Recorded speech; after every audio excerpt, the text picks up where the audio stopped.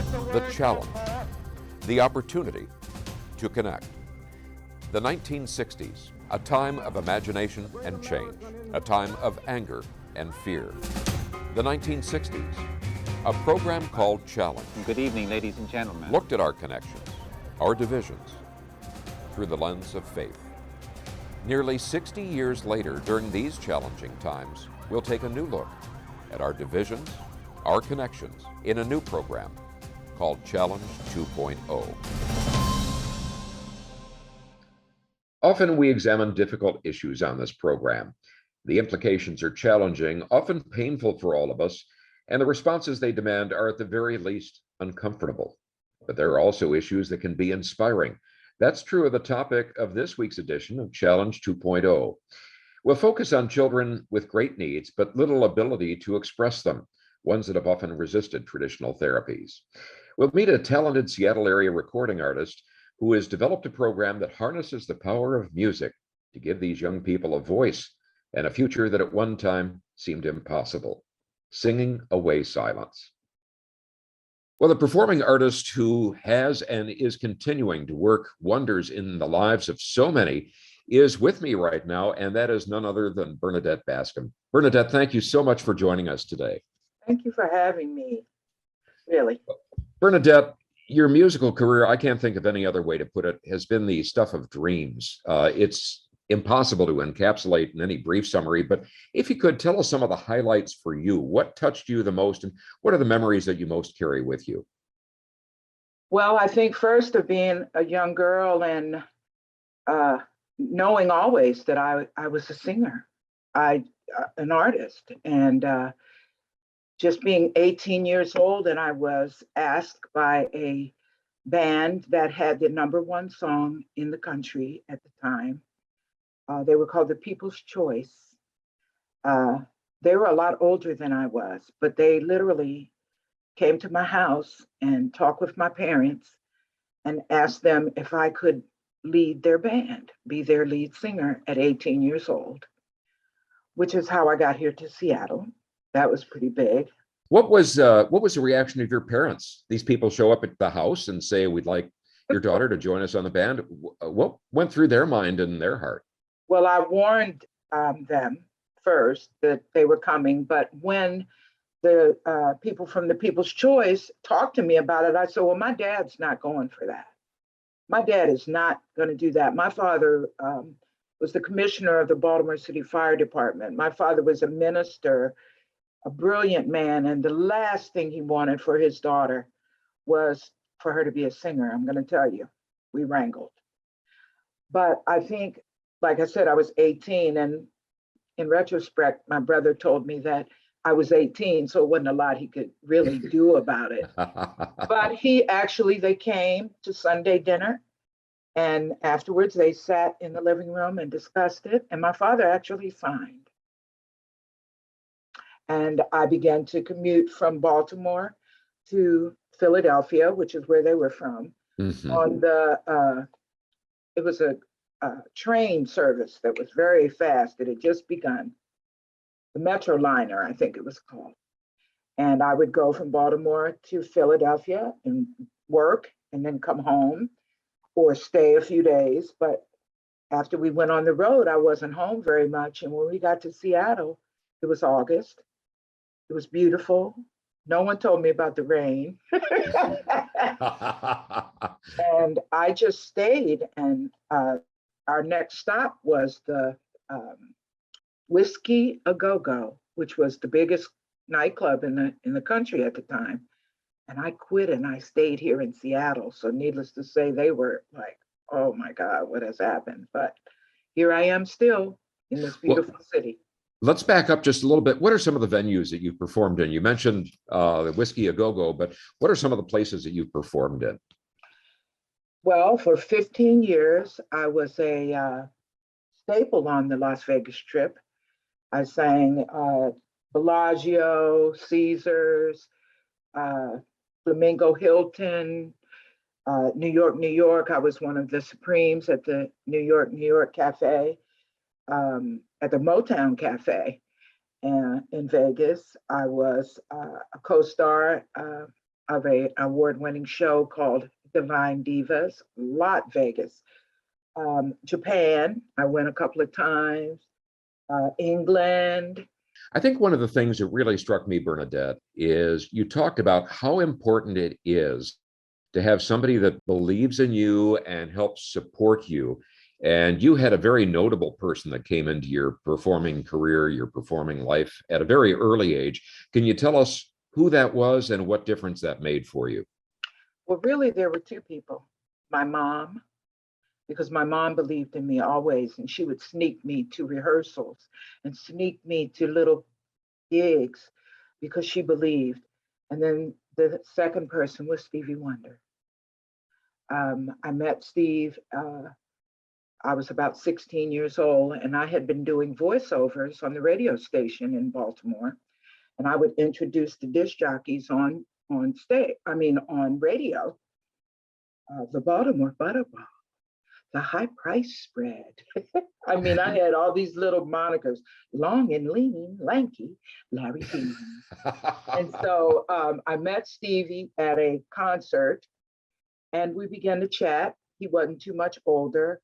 His management knew my family and knew that I was, capable and secure for him, because you have to be careful with a blind child, young person. Mm-hmm. And we were friends. Matter of fact, I never told him I could sing till I was 25 years old. And he asked me, "What, you're singing? What?" He said, "How come you never told me?" I said, "Well, who would tell Stevie Wonder they could sing?" Yeah. And so he asked me to send him, at the time, they were cassette tapes. And I sent him a cassette of me singing, and he called me in the middle of the night and said, "I love it. There's a ticket for you at the airport. I want you to come down and talk to me about it." And he came up one night here at Parker's Ballroom and shocked everyone and performed with me and wrote me a song live on stage in front of 750 people who had no idea that I was in Epicenter, which was one of the great bands I played with here. We were at Parker's, and I looked around and he was on the drums behind me. And I had written a song that he loved, and he actually played drums on it. And anyone that's a musician or not understands that you don't just play drums on somebody's song. You have to know the song. And so that was the beginning of it all, recording. Wow. And it was amazing. I remember actually calling my mom. We were at K. Smith Studios, and Stevie came for the first recording session. And I said, "He's here, Mama." I said, "The car is pulling up, Mama. He's getting out of the car, Mom. He's walking towards the door, Mom. He's here in front of me." I mean, it was just, it's been a dream. It has really been an incredible journey. Wow. And that's a friendship you've maintained all these years. To today. He called and checked on me, I guess 2 or 3 months ago. It's not, daily or, Right. But if I need him, he's there, and he will call and check on me if he hasn't heard from me. Yeah. So I feel very blessed to have this. Plus, I'm probably one of his oldest friends. And we all know how valuable that is in life now, to have someone you were 15 with to 6. It's just an amazing love and friendship we have. Now, you talked about coming to Seattle, and I believe one of the things you did here in Seattle was you created a program called Praise, I think. Tell us a little bit about that and how that gave you sort of a sense of mission. Well, I had been in Vegas all those years. I was so lucky to get out of Vegas alive. I mean, Vegas is Vegas. And I had been through a lot of things. The war started 9/11, and Vegas was basically a ghost town. And I decided to come home to Seattle. And I put that show together to thank God for the career I'd had up to then, for bringing me home safely, just to praise a Sunday gospel supper. So I basically put a Vegas spin on it. I wore a gown. I had a 25 voice choir. They had robes and a 10-piece horn section and rhythm section. And I brought different famous friends of mine. I had Theo Peoples from the Temptations and Four Tops. I had Lenny Williams from Tower of Power, Mavis Staples, Michael Powers, my Seattle friends, and we sang gospel music, Vegas style. It was packed every Sunday, packed, standing room only. So it touched a lot of people, and it absolutely accomplished my mission. Is that what led you to begin working with the developmentally disabled, then, that new sense of mission? Well, no, because I had been teaching, well, not even the disabled. Stevie was my first disabled friend. Steve showed me how incredibly brilliant and together the people with disabilities were. When I was coming up, we weren't exposed to people with disabilities. It was like they disappeared or whatever. But what started it was I had been teaching at, which is now McMenamins. It was called Secondary Academy for Success, and it was an alternative high school. And I began teaching there, teaching alternative young people with blue hair and on another whole mission. And I turned them into swans. When I got through, they had gowns and gloves up to their elbows and singing. I taught them choreography for Motown, from Motown. So, but one night I was performing and this woman grabbed my hand as I was sneaking past and just grabbed my wrist. And I said, yes, what, may I help you? And she says, have you ever thought about working with children with special needs? And I said, no, I hadn't. I said, but I'd be honored to try. And that was 10 years ago. And I went and I met these young people. They were called the Wranglers in the North Shore District in Bothell. It was about 20 of them. And I started realizing that not only was it fun, but these young people were learning to say words. And then I started to gravitate more to a technique of teaching them, which came down because we do a lot of things, Jeff, but we do not teach our children to speak. I'm talking the jaw movement. I'm talking the tongue, the lips, the technique. It's like driving a car. There's only one way to drive a car. The same way with speech. And so as they began, and I let them pick their own songs, and they were trying their best to say it. So I taught them how to say it. And before you knew it, one of my young ladies, Chloe, totally nonverbal. She got up on stage that first concert and she said, this is for mommy and daddy. Wow.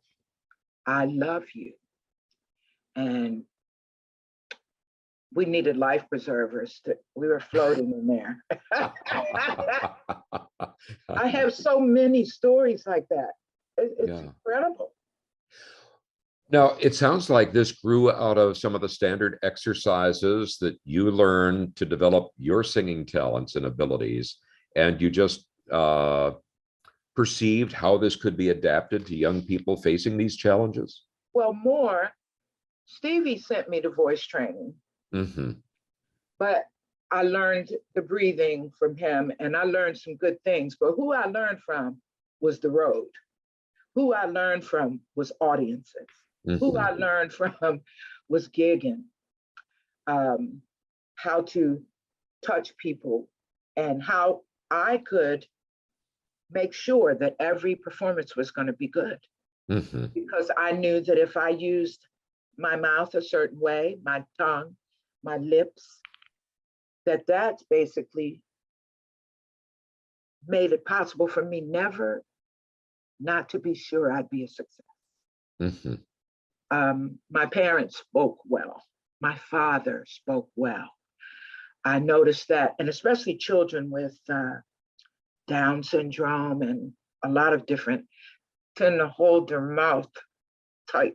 They have very weak musculature around their mouth.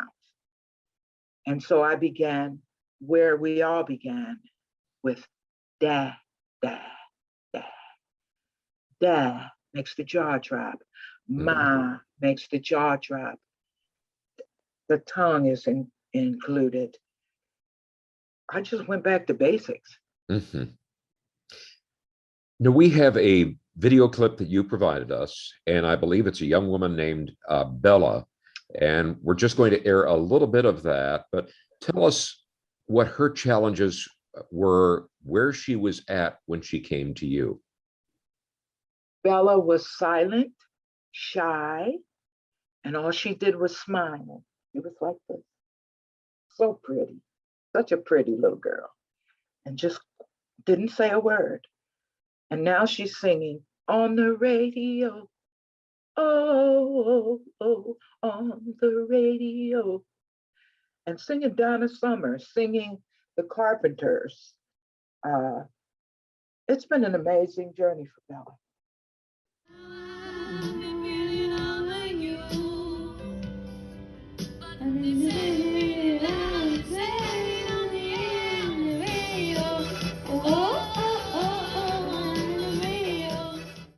I think the amazing thing is not only is she singing, but she's standing up in front of people on stage. Did you see sort of a light go off with Bella after she had that first experience? Yeah, but it was more confidence in herself. Her singing improved, yes, but she looks at people in the eye now.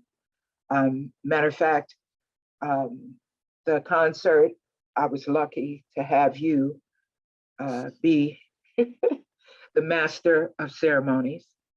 That was standing room only. It was. I can speak to that. Yes, and they, matter of fact, they were interviewed backstage. I didn't even know this. And Bella actually pointed to the girl standing beside her and said, "She's my friend." That blew me away when I saw it later, to see her interact outside of the singing, to see her so secure in herself that she was actually coaching someone else what to say. It was amazing. It's been amazing. Well, there are so many amazing examples. I saw that as part of the concert, and that was part of the inspiration for doing this. Let's take an example of another student, and I think his name was Skylar. Was Skylar also nonverbal, not speaking at all at that point? Pretty much, yeah. As a matter of fact, I had to, when Skylar's mom, and it was Skylar's mom that grabbed my wrist and asked me, had I ever thought about Judy Grattan? And Skylar was the one that didn't want to be in the program. So I remember his mom and I talking to him about it. And and I looked at his mom and I said, "He can't do it, Judy. That's what it is." Really? So angry. Yeah. So, yes. So we're just going to show just a brief clip of this. Okay. And this is Skylar. Be kind. Hearts like doors, open wide. Your bonds like wood, over time. Wow. Bernadette, now he's on stage singing. When his mom saw him, what did she say to you? What was her response? Just joy. So happy that I always tell her that she's the reason that started all this. I compliment her a lot. Hmm. Um, she is still my friend. I don't really remember her exact words, but I know that she might be my biggest supporter Hmm. in the world. And the fact that, wait, there's more, that Skylar is in community college. I actually was helping Skylar give, he had a little tiny dissertation to give.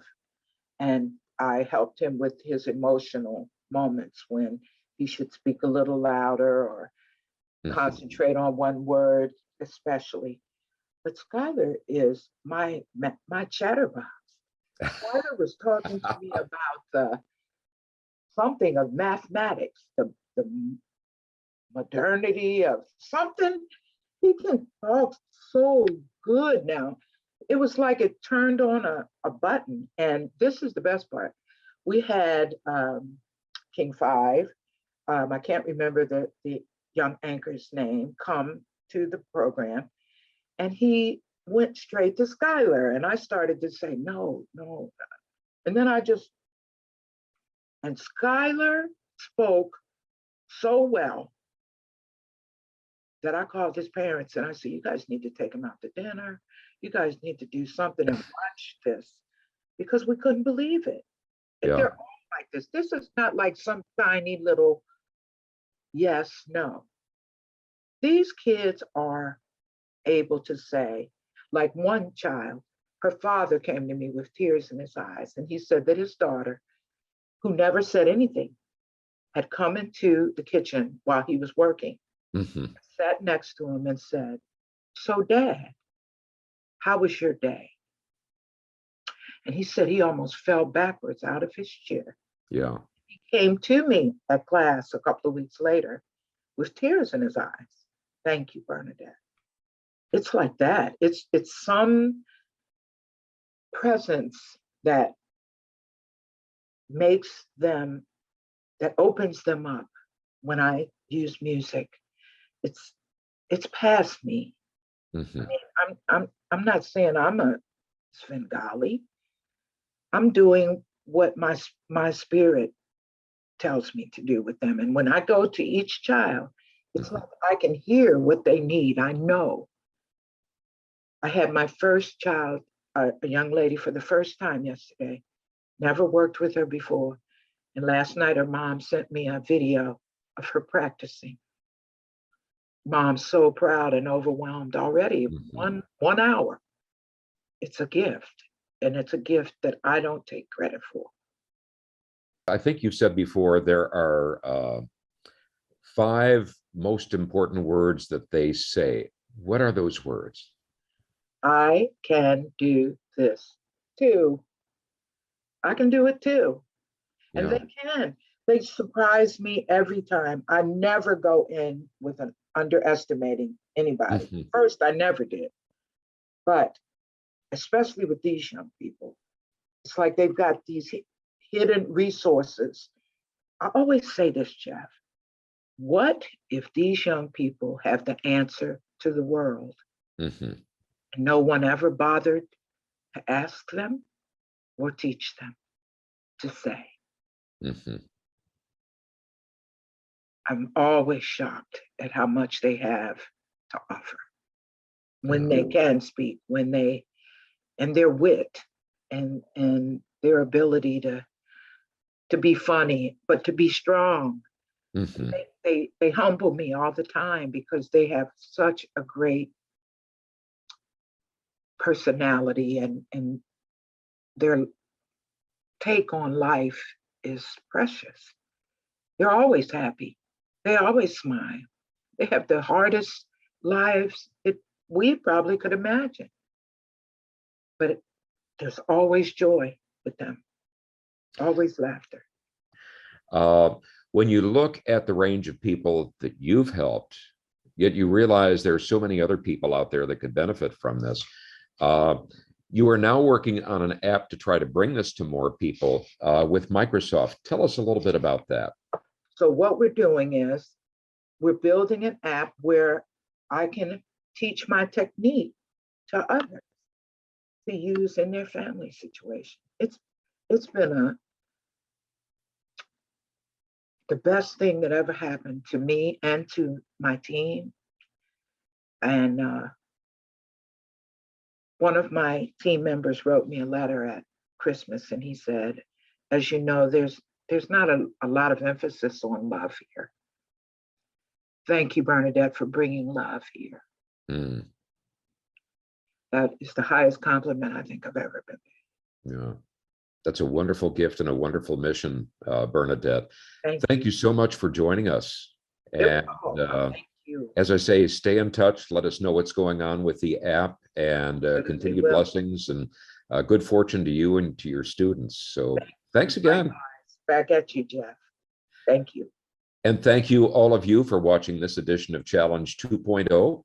Tell your friends about it, and we hope you'll join us again in next week's edition of Challenge 2.0. Thank you very much. If you've enjoyed this program, found our conversations to be informative, entertaining, and thought-provoking, and the vision inspiring of people from different backgrounds who can disagree without being disagreeable, perhaps you might consider supporting our program with a contribution. Your support will not only help our program continue, it will also support the broader efforts of Paths to Understanding, our supporting parent nonprofit organization.